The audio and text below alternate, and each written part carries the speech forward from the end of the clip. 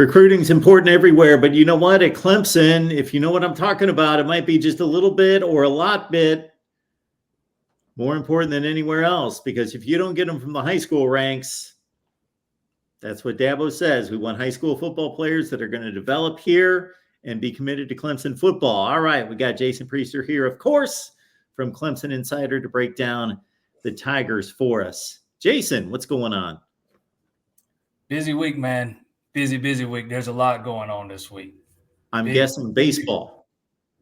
Big recruiting weekend, high school camps all this week, and then add in baseball. Okay. All right. Well, for as much as I'd like to talk baseball with you, we're going to stick to football. Camps, official visits, all of that.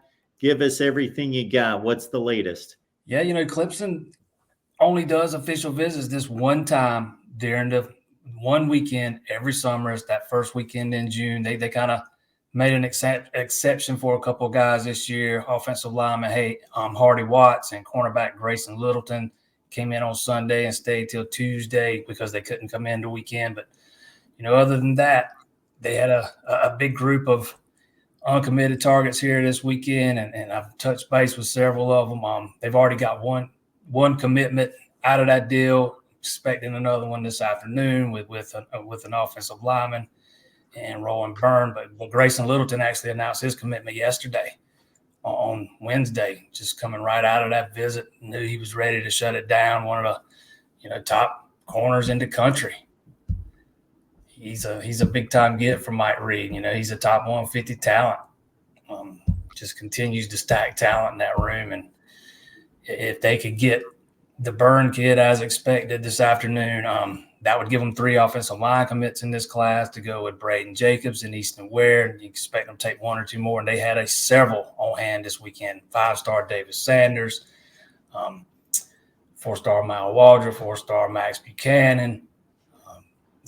Obviously the bullseye guy everybody wants is Sanders, but there were some other guys there too. And Hardy Watts was another one. I touched base with him last night, and he told me that this weekend set the bar for him. Every visit he goes on from here on out, that's the bar they got to reach, what Clemson did this weekend. So by all accounts, it was a very good weekend, man, and I expect to see similar results to what we've seen in the past. June's been very good to Clemson, and from a recruiting aspect in the past 2 years, ever since Dabo Swinney's been doing this weekend, and I expect it to be similar results this year.